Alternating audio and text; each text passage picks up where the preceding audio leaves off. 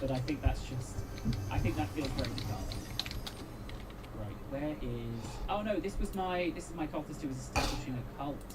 Yeah, that's what I asked. That's why you know what I'm doing. At least one of us does. Right, let's just see, where is Eltharion? I mean, I could in theory declare war. No, I don't. Alright, what is up, chat? I mean, what I should do though is very cheaply swap in persuasion over to the pile, just so I don't take massive trespassing penalties here.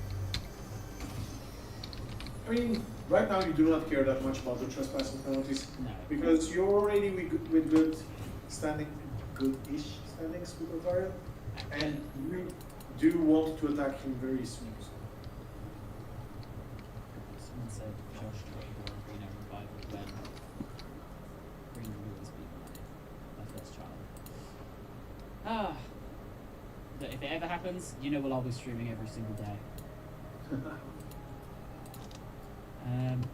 Let me see. Counter Carla can. Arena was fun to play. I did participate in all of the tests, internal tests that we did. Do you know what? It's funny when you think of like I used to stream Arena. I used to stream a 10v10 multiplayer micro game. Like, can you even picture me doing that live? I don't know. Being given 3 units, I was constantly screaming at. Come support me on the left flank. I mean, I remember my very first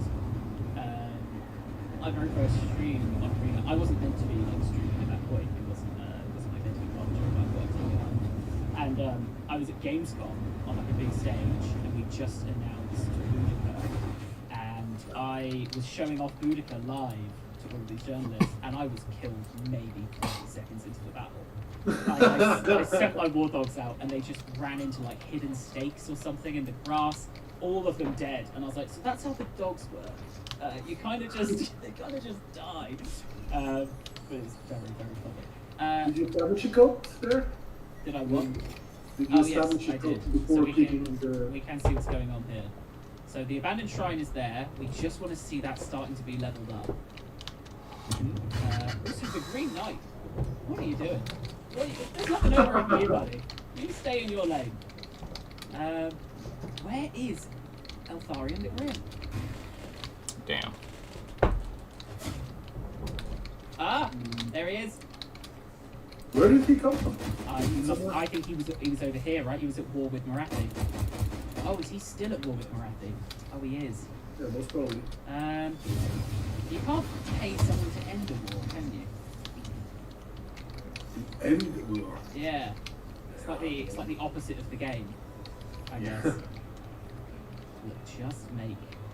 I'm gonna keep paying you just to make this. Right, we have 5 minutes left. Come on. We can do this much longer. We can speed through. It's gonna be upsetting if neither of us know it, but there's like some unique interaction in the code. The demon picks up the sword. Motherfucker! Jeez. Do you want to pick it with? What the? Oh, it started. Brother. Broadsword access the Sword of Cain. Get a fucking life. Jesus. In that case, yes. It's not even ranked. Technically, the call, not a demon. Yeah, so. That is why she's called the denied one.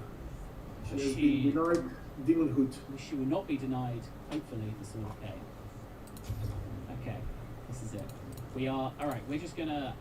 Let's just hope no one declares war on us. Are we at war with anyone? No.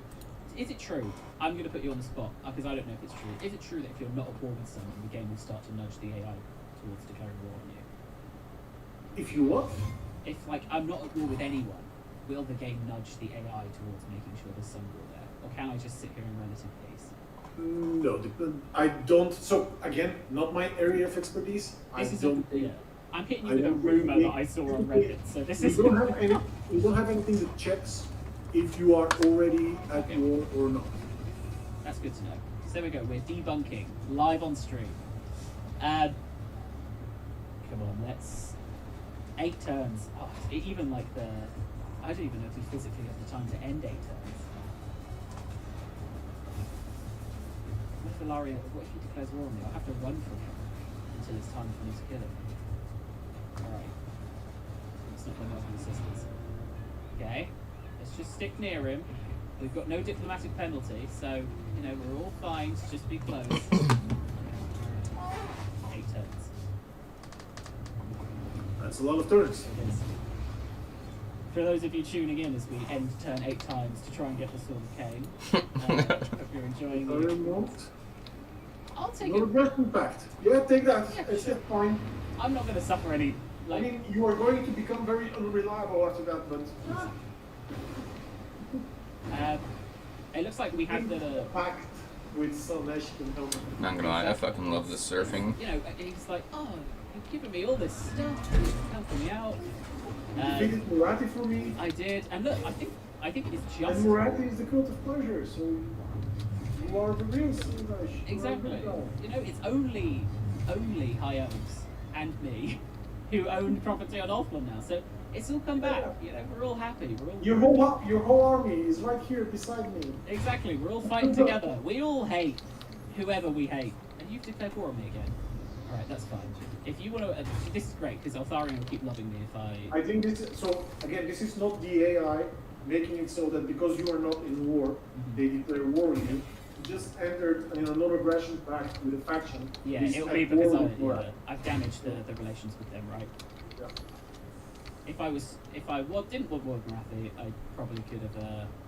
Oh no. I recognise all these people. Oh, they're all coming back. They've got a lot of armies to invade, but that's fine. Anyone can stop them. Is Tyrion in war with Murati? No, surely. Oh well, he will be now, right? Yeah. Can you ask him to? He is. And Oh, we- he's in war with Do Murati. you know, if we tell them to take there, then maybe they'll focus in on trying to defend that one place. There we go. So yes, Tides of Torment for Plus is coming out in 2 days. I think we released the launch timings as a picture. I can't remember this one, but we released the launch timings as a picture on our socials. So over there you'll be able to find the exact time we can play. Yeah, it's been a really fun campaign to work on. It's the first time we've been able to stream to you guys as well as we approach the release. So hopefully you guys have feel like you've had the opportunity to ask questions. But we will keep going up until about the 18th of streaming, and then we'll pause for the new year. So this Friday is the final of our Eras Clash, which is the historical tournament. It's literally the finale, and we have 3 teams who are still mathematically in contention to win, maybe 4 teams, and 4 other teams who are mathematically in contention to not come last. So those feel like the 2 different battles being fought there is to win and to not come last.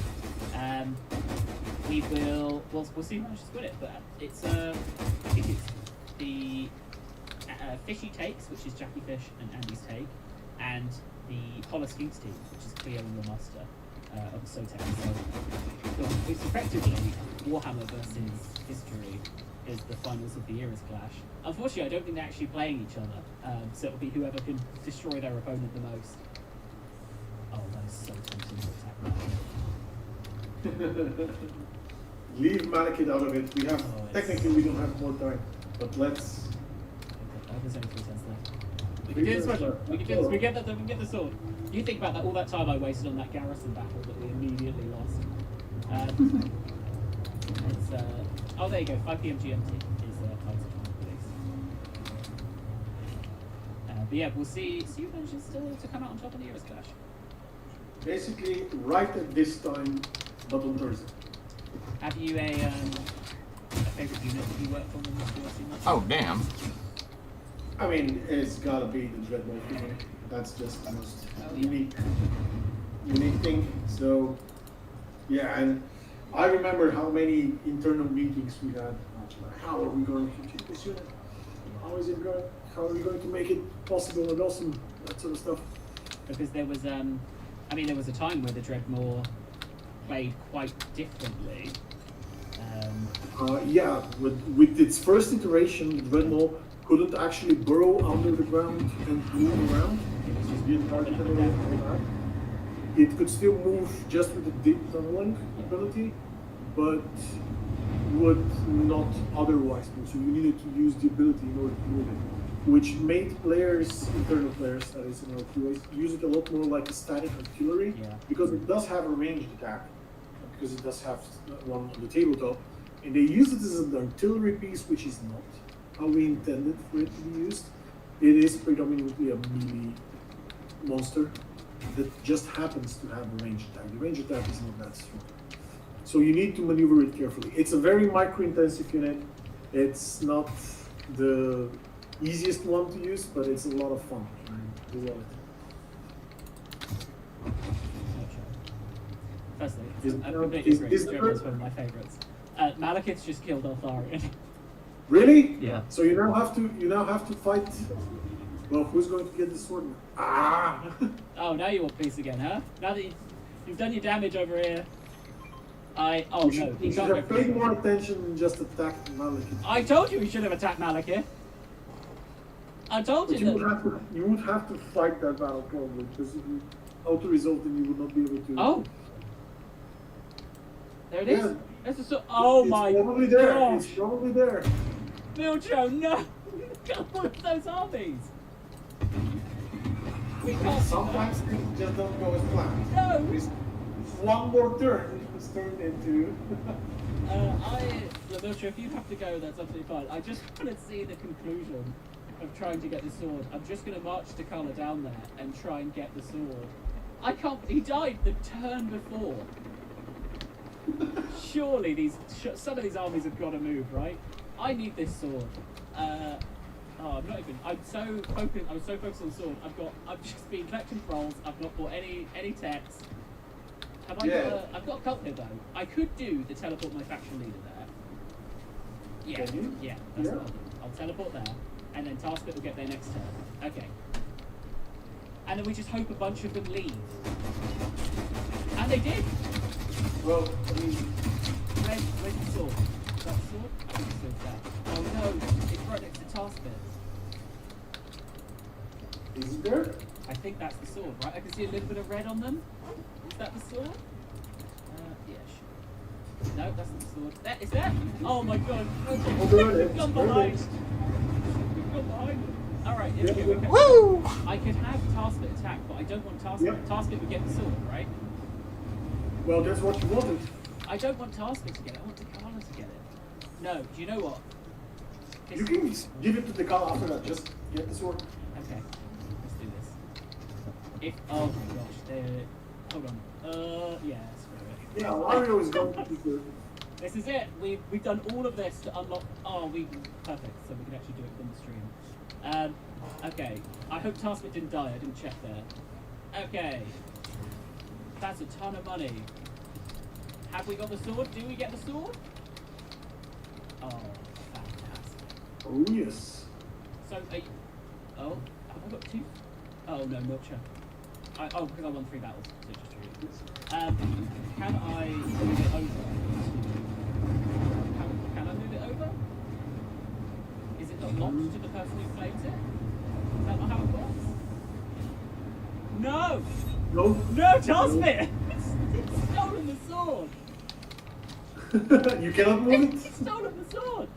Takala never got it. We got so close. I think that's a pretty cool thing to happen. Is he wielding the sword right now? Yeah, he's got the sword. And he's I stolen. mean, How a could demon he? prince, How a could he demon keep prince it? wielding the sword of Cain. Do you know what? I'll take it. Someone got it. Someone who works for Takala. But now it's like, is it connected Damn. to the person who This takes is it, right? So, not going to say it, but Dekala is being the denied one. again. Oh, and Milcho, you have brought it all back full circle. Once again, we see Takala denied. Honestly, Demon Taskbit is the true MVP of the campaign. Now with the Sword of Cain, going to turn on Takala and be the leader of this faction. I think that's how this goes after we end it. But there we go. That was our fun little. This has been quite the evolution for Tarspit, from becoming from a Nordscan It has. warrior, becoming a Slaneshi champion, Yep. then accepting demonhood and finally claiming the Sword of Cain.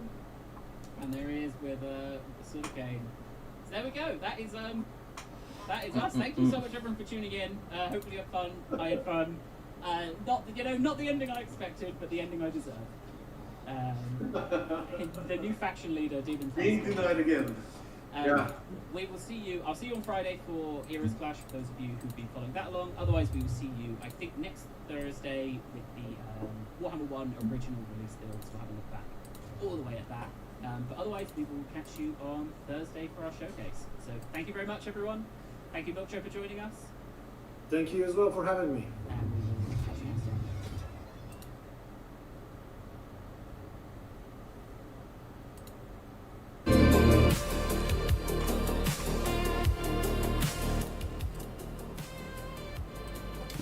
Damn.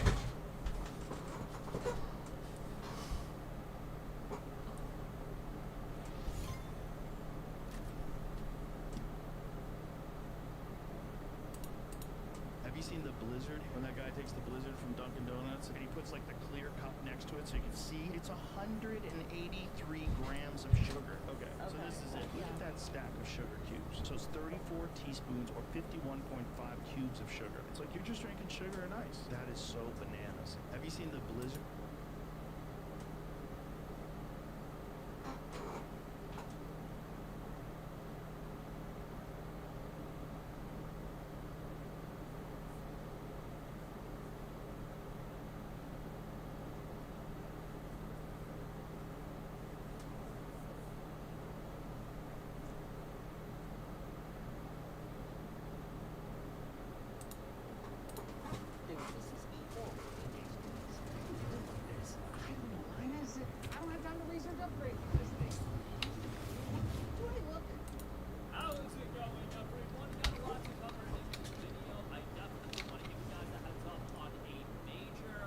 Upgrade that is rolling out today on one of the greatest video games of all time. It is definitely not a stretch to say that about one Red Dead Redemption 1. Not Red Dead Redemption 2, which I think is the one that a lot more people are waiting for, but Red Dead Redemption 1 is getting a free upgrade. We'll talk about that. We got a PS Plus title on the horizon, so let's get right into it. Red Dead Redemption 1 is rolling out its free upgrade right now on PlayStation 5, Xbox Series, and Nintendo Switch 2. I do want to note that if you own the game on PlayStation 4 and Nintendo Switch, it is a totally free upgrade, or if you own the backward compatible Xbox One digital release, which is like the 360 version, but they upgraded it, you'll get to be able to upgrade to the new version for free. The PlayStation 5 and PS4 version will also be available via the PlayStation Plus game catalog. That is today. Red Dead Redemption 1 available on the PS Plus game catalog, so that is a huge addition as well. Definitely a big game rolling out there, because on sale it still goes for like $25. It's not a cheap game, and you know, I'm just gonna convince myself, dude, they needed to get the upgrade out for Red Dead Redemption on Nintendo Switch 2 before they drop Red Dead Redemption 2 on Nintendo Switch 2, bro. The PlayStation 4 version already ran at 60 frames per second if you were playing it on PlayStation 5, but now it will be getting an upgrade. Also, including what they note is players on PS5 and Xbox Series X and S can look forward to a smooth 60 frames per second experience, enhanced image quality, HDR support, and resolutions up to 4K.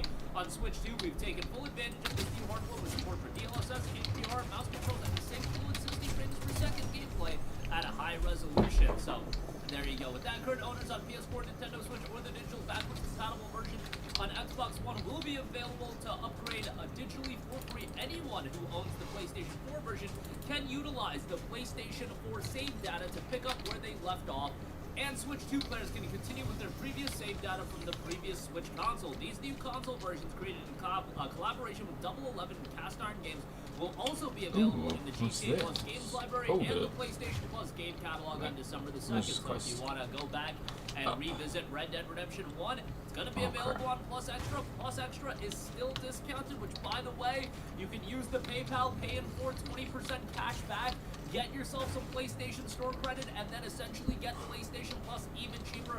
Got to do a video highlighting all of that before the Plus deal does wrap up. I'm gonna get my mileage out of this cash back offer on PayPal, but like, you guys got to take advantage of that. The offer's crazy, and if you want to be a Plus subscriber, that's a good way to go about that.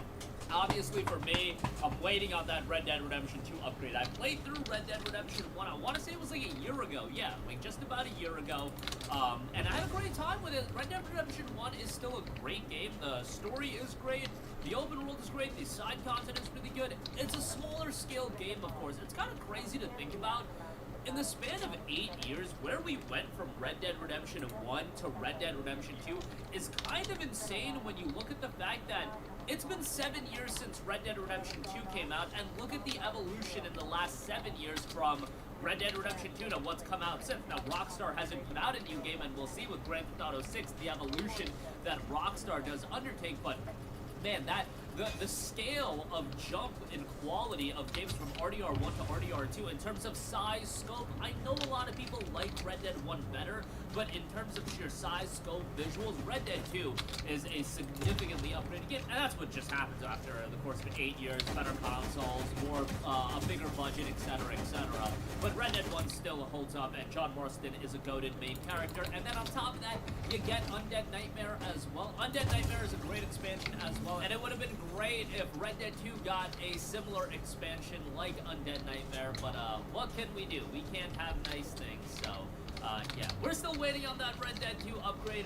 I am really hoping that that upgrade comes out before GTA 6, because after GTA 6 comes out, the issue is going to be, it's going to be all steam ahead in terms of promoting GTA 6. It's not going to be about, you know, Red Dead 2. Like, why do a Red Dead 2 upgrade at that point? People are going to be focused on GTA 6. People are going to be waiting for GTA 6 Online. And more importantly, Rockstar is going to be focused on promoting GTA 6 and GTA 6 Online. Like, that is where the bulk of the attention is going to shift to. That randomly doing a Red Dead 2 upgrade even a year after GTA 6 comes out doesn't make a lot of sense, because a year after GTA 6, you're going to be talking about the PC port. You're going to be talking about the PlayStation 6 and next Xbox port. You're going to be talking about the potential of trying to get that game to run on the Nintendo Switch 2. I mean, if it's going to run on the Xbox Series S, I don't rule it out that if they're going to try to put the game on the Switch 2. GTA 6 is a game that they're going to consistently update, and you're going to want to keep that as the big game to promote, and doing a Red Dead 2 upgrade after GTA 6 just doesn't make a lot of sense to me. To me, doing the Red Dead 2 upgrade in like March or April, I would say March, because that would bring it in the 25 to 26 fiscal year, and then 26, you know, GTA 6, fingers crossed, it'll come out then. But that's what makes the most sense to me as far as a Red Dead 2 upgrade. Get it out in like March, and hopefully Nintendo Switch 2, PlayStation 5, Xbox Series, you could probably update it on PC, and I get it. Some people are like, oh, Red Dead 2 already looks so good, we don't even need an upgrade. First of all, it needs to run at 60 frames per second. Second of all, if you played that game on PC maxed out, you know that game can look better on the PlayStation 5, and imagine on the PS5 Pro, can you take it up another level on top of that? It could be incredible, and it would give so much reason for people to go back and revisit Red Dead 2, but you also want to give people a window of time where it's gonna be like 6 to 7 months. Give them ample time to finish up a Red Dead 2 playthrough before GTA 6 comes out. Look, Red Dead 2 getting upgraded won't impact GTA 6 whatsoever. I'm just saying, doing the consumer a solid that wants to play both. But I digress. I've just been waiting for this Red Dead 2 upgrade for eons and eons, and hopefully it'll finally be coming. One final thing I do want to note on the topic of PlayStation Plus, Red Dead Redemption is coming out on PlayStation Plus's game catalog day 1 today. And then also next week, added to the game catalog is Skate Story. Skate Story is a game that I think a lot of you guys should have on your radar. I know, you know, skateboarding games not something a ton of people are interested in, especially after Skate didn't turn out to be everybody's cup of tea, let's put it that way. But Skate Story's got an incredible visual style, incredible aesthetic. The ambiance looks great and a little bit different as far as a skateboarding game is concerned. The game will be releasing on December the 8th, and obviously you can buy it standalone, but it's a really, really interesting skateboarding title. Stop your combo to deal damage to take down the celestial beasts of the underworld. You'll need to deal some massive damage with your skateboard. Every trick you do will add to your skate combo. The combo will increase more if you perform different stylish tricks. Performing tricks at speed, over objects, gaps, and catching air will increase your combo higher. If you repeat tricks or skate too slowly, it'll still go up, but not as much. Keep your line in by switching it up and chaining tricks at a stylish pace in the light of the moon. You can stop your combo to end it in explosive fashion. Every trick you've done in the line will be expelled as damage around you, and all of your tricks will combo and reset, allowing you to start a new line. Keep pushing, chain a beautiful skate line as well. Bit of combat, mostly skateboarding, but looks to be a lot of fun, and it will be a PlayStation Plus Day 1 title. This is the perfect kind of game that we want as Day 1 PlayStation Plus titles. I get it.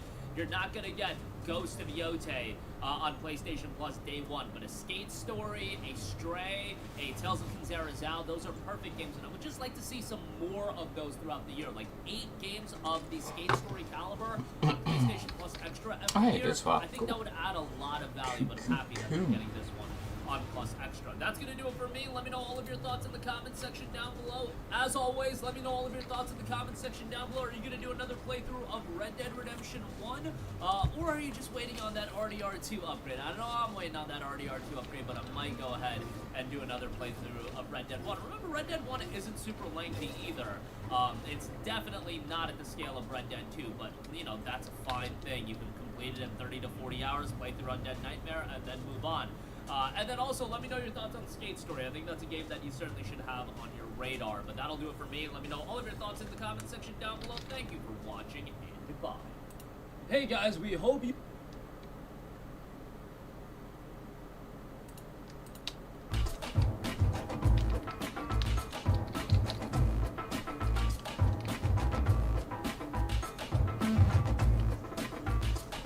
The fuck?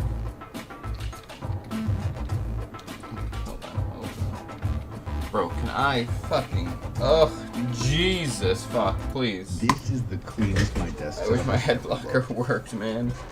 And this is the messiest. I'm building this entire setup from scratch. That means no pre-made furniture, all custom with built-in tech. I've always looked at desk setups on YouTube and wanted to build one for myself.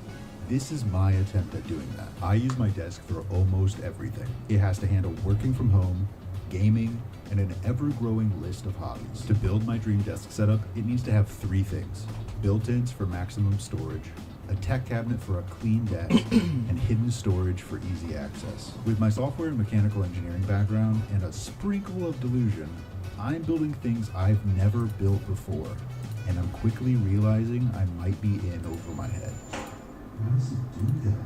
All right, here's some quick context. This workspace project started at the beginning of the year when I moved out of my old office, and I actually set up this temporary workspace in the living room, and this is kind of where I'll be until this whole project is done.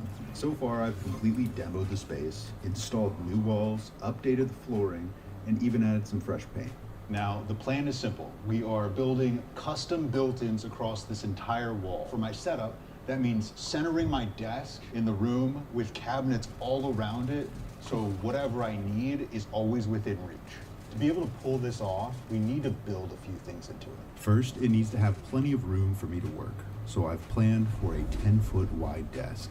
Second, a way to keep everything off of it. So the PC and tech I would normally put on top of my desk will be moved into a cabinet with a custom cooling system so it doesn't overheat. And finally, a way to easily access important equipment from my desk without getting up. This will include drop-down storage that will turn my desk into a type of workbench when I'm working on hobbies and then disappear when I'm done. And of course we want it to look nice, so we're going for a sleek and modern look. We've already made a ton of progress with this remodel, but we're kind of up against the clock because my temporary desk setup is taking up space in the living room where my wife relaxes and works out, and she typically has to find somewhere else to do those things while I'm working. After estimating about how long each step of this project is going to take, I told my wife I'd be out of the living room and back in my office in 3 months. All right, let's get started with the build. I don't know what these riffs up here.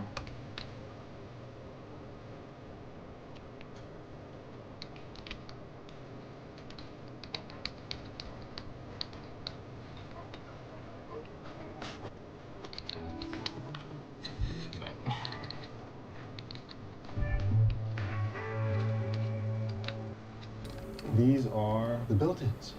I wanted to show you guys what they look like in the space before I go ahead and paint them. Now, this box is going to be hung up like here. Easy, easy. Oh, this thing's freaking heavy. Okay, something like that. Hopefully you got a good look, because I'm not doing that again. So something else I should mention is this room is not symmetrical. Like, this window is literally not in the center of the room. So what I've opted for is I have a very tall cabinet that goes from floor to ceiling. And it actually even protrudes a little further than the other cabinets, just to make sure it looks like super intentional, so that it's not like a, what is that? I've got to get these back to the shop, paint them, install all the hardware, then I can finally bring them back, get them installed, and then we can start on some of the cool features that are going to kind of be hidden in the project. So I'm gonna go do that.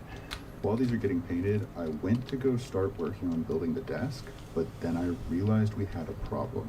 About a year ago, I ordered wood from an online auction. It was supposed to have 2 types of wood. One of them was supposed to be walnut. And mind you, all of this wood has been sitting outside for like the last 3 years. It all kind of looks the same.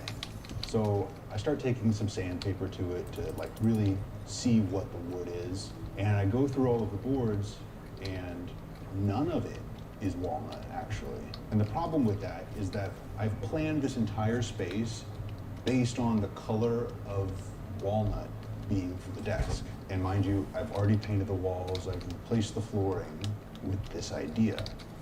And I've tried swapping in other colored woods, and it just doesn't look as great as walnut does. So I've got to figure out, can I swap it for a cheaper, dark colored wood? Or, I don't know, because walnut is expensive. So I've got to figure out how I'm going to do this with my budget already pretty much maxed and no wood. One of the major things I'm trying to solve with this new desk setup are the number of things that permanently live on my desk. As you know, the plan is to store my PC and some of the other tech inside of the built-ins so they're off of the desk. Now, some of you might be yelling at your monitor right now that a PC needs airflow. And don't worry, I've got an idea for that. Now, I realize you can't just shove a PC inside of a cabinet and call it good because it's going to overheat. The way it'll work is by using computer fans to take cool air in from the lowest point of the cabinet and circulate it through the cabinet, providing fresh air to all of the tech. And then using another set of fans at the top of the cabinet to expel hot air. I'm not totally sure how I'm going to control whether it's on or off, but if I can get this to work, this should be just one less item on my desk. Now, once we get the rest of the built-ins installed, we can actually do some more testing on this to make sure it's going to be able to handle the heat and prevent the PC from overheating. Since the cabinets got back in the shop, they've been getting prepped and painted, but we did run into a pretty annoying issue. I made a critical mistake trying to build these doors, and that was I bought the wrong wood. I got this wood from the same auction that was missing the walnut for the desk, but this wood also had a problem and ended up having bug holes. And it's not like a couple, it's like a lot. Now, it doesn't really affect the structural integrity of the wood, like it's still fine to use. The problem is I have to fill every single bug hole before I can paint and continue with this build. So it's like hours of filling holes. Ooh. And then I sand it. Thank and you. then more hours of filling holes. And there's not like 1 or 2 doors, there's like There's a lot of doors on this project. I haven't really mentioned it yet, but building the cabinet boxes took about a week longer than I planned, and now these doors have taken 2 weeks longer to build, so we're already behind schedule, and I'm gonna have to find a way to make up that time. I guess that makes me 0-2 for buying wood. But on a brighter note, with these holes filled, we are able to prime the cabinet doors and finally get a first look at what the paint's going to look like on the built-ins. All right. We just finished Where'd he go? painting the Where'd he go? I'll be honest, I was a little nervous about the color. I was a lot nervous about this color.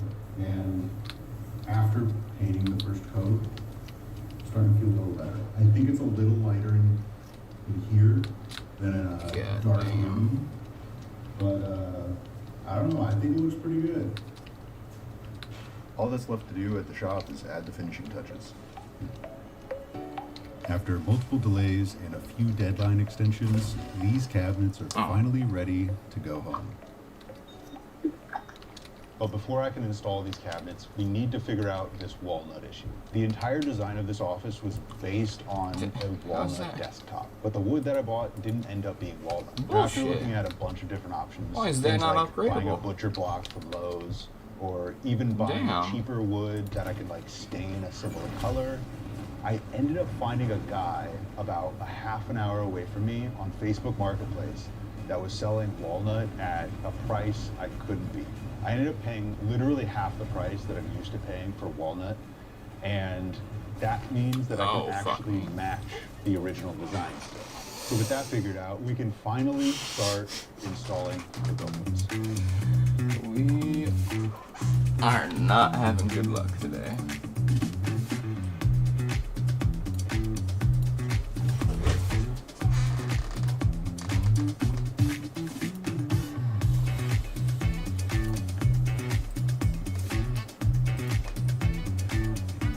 Now that we have the walnut for the desk, I've been working on building it. Now, because I'm building a 10-foot desk and the walnut I bought isn't 10 foot long, I have to cut it out and reassemble it to get it to size. Because of the way I designed this setup, it means the desk will have one side of it touching the cabinet and the other side touching the wall. Essentially, it means if we want this desk to fit, we have to cut it perfectly. Because if I cut it wrong, then it means we're gonna end up with a gap on one side. So I'm really hoping that this new method I'm trying of cutting the desk is gonna work, because every other time I've tried to cut something like this to size, it's never been perfect. So let's get this to the workspace and see if it fits.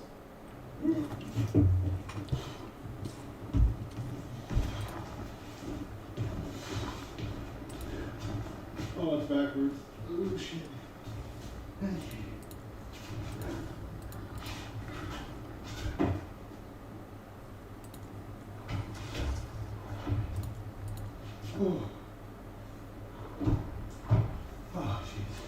Don't want to do that again. I was starting to put this desk in, and I was expecting it to not fit perfectly. And I'm like halfway in, and it's still fitting. So I just wanted to document this achievement if it does happen to fit first try. Come on, baby. Come on. Fit it like a good. Let's go. Dude, I'm not sure that could be any better. Look at that. This has literally never happened to me before, and I'm honestly just happy that it's happened on this project. Now all that is left to do is add some finish to the desk to bring out that rich color and add that protective layer.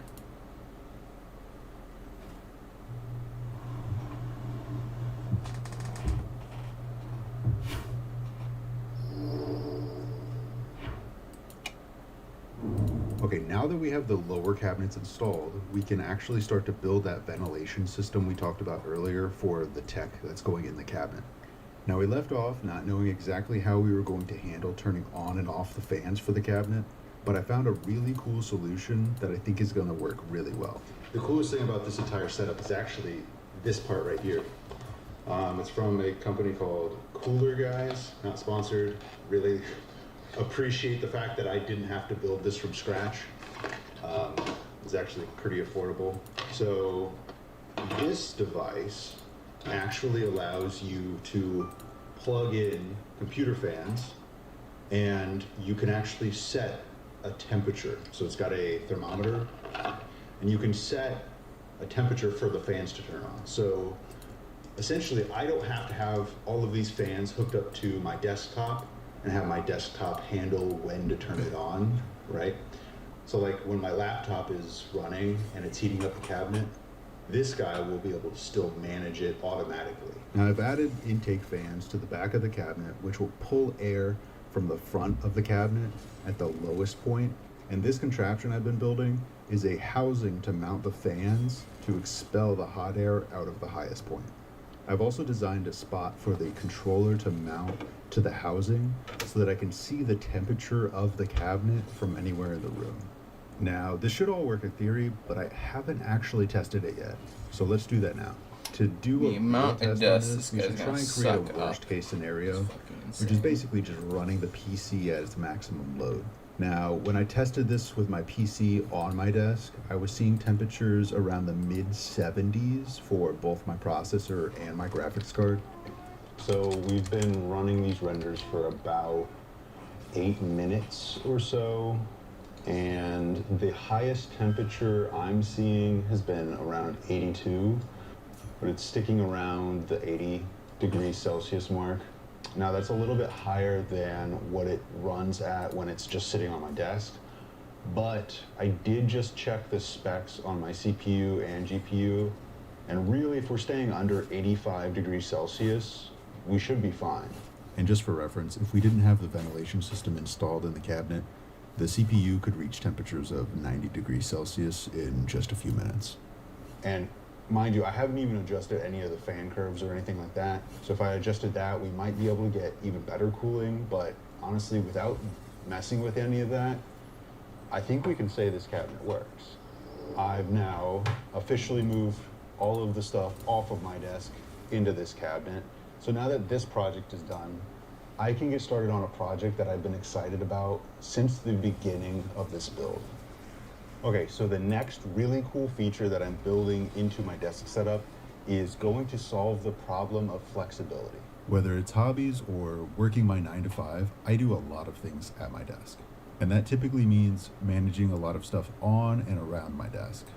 For photographers, maybe that's camera equipment, or for artists, that's sketchbooks and paint. But for me, it's tools and equipment that I use to build my projects. Because I'm a nerd. So the stuff that I normally have sitting in a box next to my desk, I would like to have easy access to so that I don't have to get up every time. So the idea that I had was to add storage to the upper cabinets that could lower down and turn my desk into a type of workbench. And the beauty is that when I'm not working on projects, I can just stow it all away to convert it back to a desk. Now, I'm not totally sure how I'm going to get this to work. All I know is that I want it to be able to raise and lower completely on its own without me having to physically interact with it. At this point, I've taken some time to come up with a plan on how I'm going to build this hidden storage. Projects like this usually take a lot of time because you need 3 things all working together: electronics, code, and the mechanism. Now, there were a lot of ways to build something like this, but for this application, I decided to go with a lead screw and motor setup. This is like what I had in mind when I first originally designed the drawer.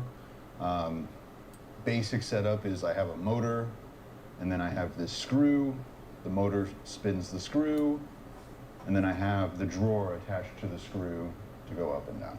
Now, you would normally find a mechanism like this in a standing desk, but instead of lifting and lowering a desk, we're going to be lifting and lowering a shelf. I've got the electronics and code pretty much fleshed out, but we've run into a bit of a problem with the mechanism that I didn't even think would be a problem. And that's the sound. The way this is set up, the motor is spinning the screw and it's making this terrible screeching sound. And to add on to this problem, the speed of the drawers have me concerned. I picked a general speed for the motors to spin to do some testing, and as of right now, it takes them a full 2 minutes to raise and lower. So we literally need to double the speed of this thing without making even more noise. So we've got some work to do if we want any chance of this thing being a cool feature instead of being a complete headache every time I open and close it. Okay guys, I got access to some new tech that isn't on the market yet, and I want to show you guys why I'm so excited about it. You know what? Let me just show you what it can do. This is an LED pad, and there are no batteries and no cables that attach to this to power the LED light. So you may be curious, how do you power a light without any of those things? All you have to do is put it over the desk. It's pretty cool. You see, a bit ago, I installed this loop under my desk that creates a power zone inside of the loop. That means I can power things like this LED as long as it stays inside of the loop. And the thing that is providing power to this LED is actually the receiver, which is actually baked into this device. And since we have a receiver that can provide power, we can really add this to any low-powered device we like. And depending on your device's requirements for power, you can decide which size receiver you need to install into it. Now, this technology is created by a company called ETI, and I reached out to them as soon as I heard about this technology, and they were super kind and sent me this evaluation kit. A mouse and keyboard actually make great candidates because they're both low powered and rarely need to leave your desk. We can add this to our keyboard and never have to worry about the battery dying again. One small note, metal and circuit boards like the one in a keyboard can mess with the power field a bit,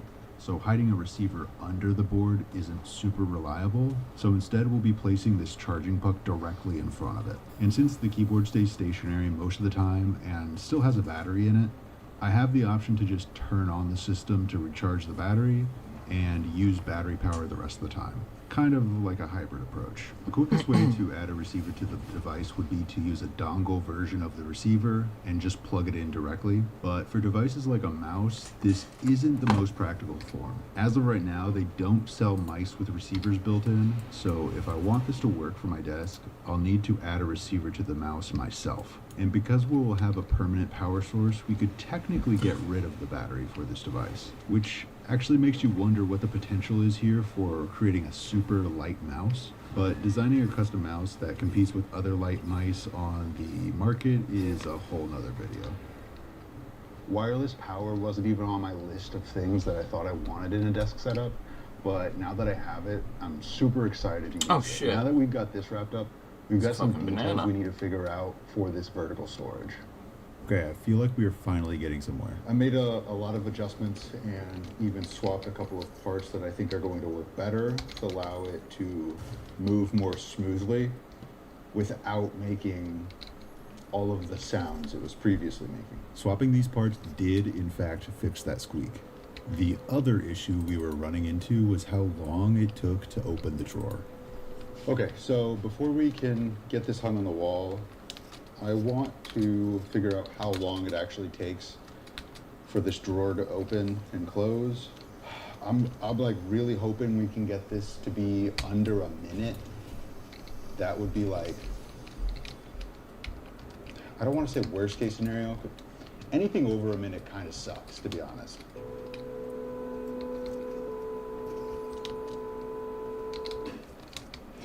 Okay, that took exactly 2 minutes for it to open.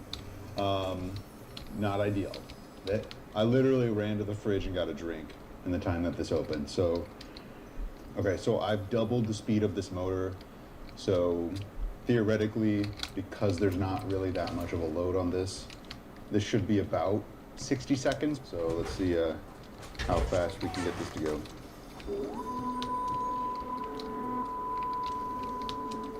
All right, that's pretty good. I stopped it a little late, but I think that was 60 seconds. I was feeling a little crazy that day, so I wanted to speed it up to see how fast we could get it to go. And while we're at it, let's go ahead and add some weight to represent a load in the drawer. Look at that, 45 seconds. That's awesome.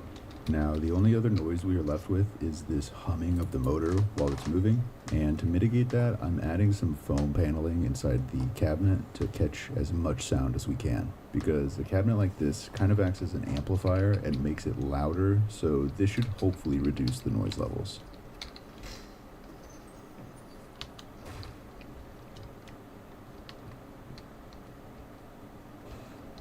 There is still a hum when you open and close it, but since I'll only be doing that once or twice a day, I'm pretty happy with the sound level. Hell yeah.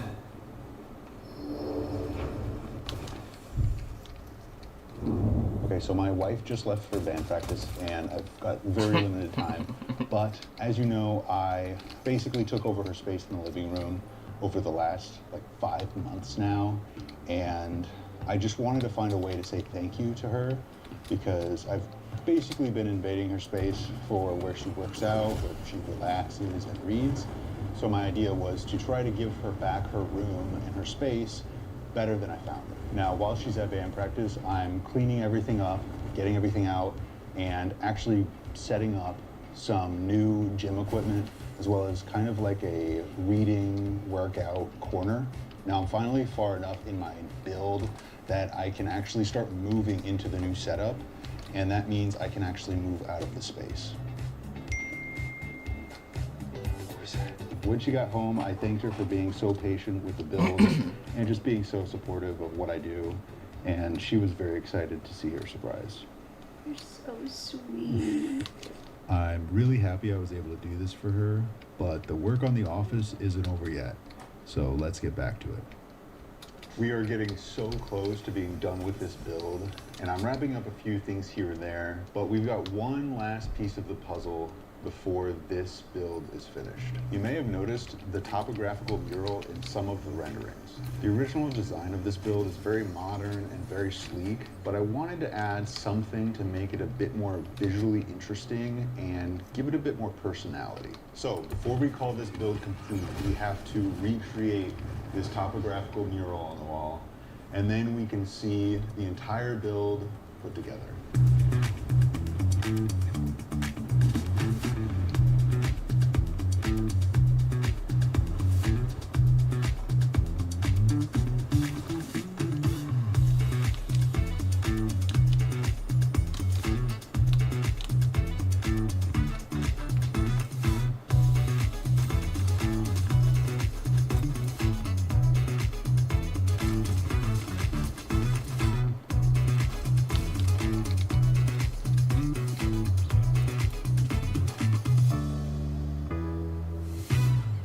We are seconds away from seeing the big reveal, so as I'm finishing the final details of the setup, I want to let you know that this is only the first video in a series of videos that I'm making about building my dream workspace. I have a ton of plans for unique features like hanging my monitor from the ceiling so I can use it anywhere in my office, and some automatic pocket doors. So if you enjoyed this video and would like to see more stuff just like this, then let me know by subscribing to the channel. Oh, and here's a quick reminder of where we started.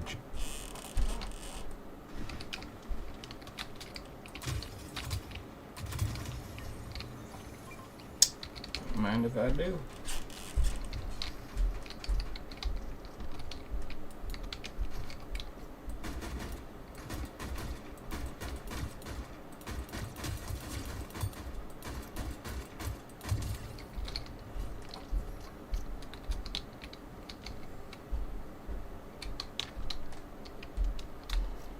Wish I had a fucking car.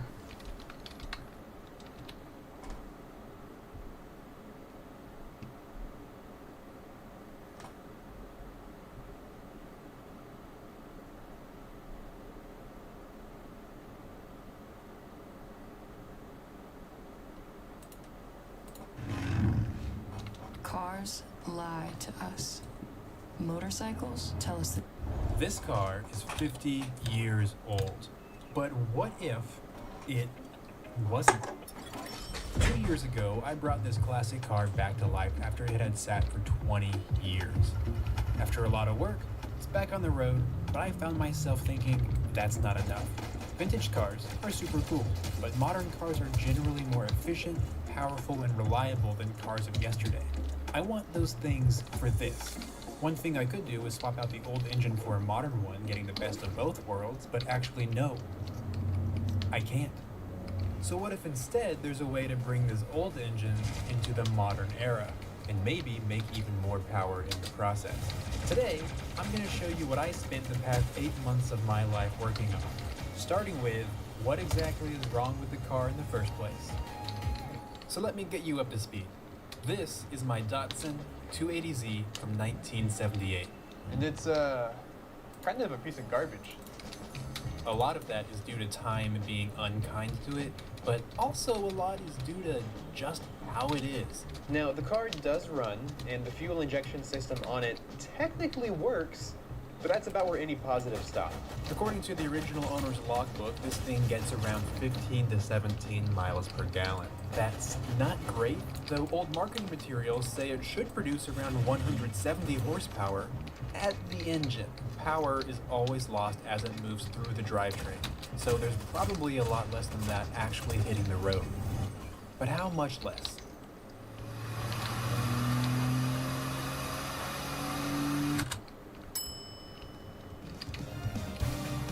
Not far from me is a performance shop called Stupid Fast, and I brought them a car that's stupid slow. We did a few runs on the dynamometer here, and the best we could get was 125 horsepower. For reference, that is less than a 2012 Chevrolet Cruze Eco, and that car is a piece of shit. I would know, I own one. Motherfucker. Damn. So here it is, the Nissan L28 engine. Now before I go fully tearing apart this engine, I have two constraints for this project. One, any modification I make has to be fully reversible. That way I can go back to the old system if anything I do goes poorly. And two, no modifying anything inside the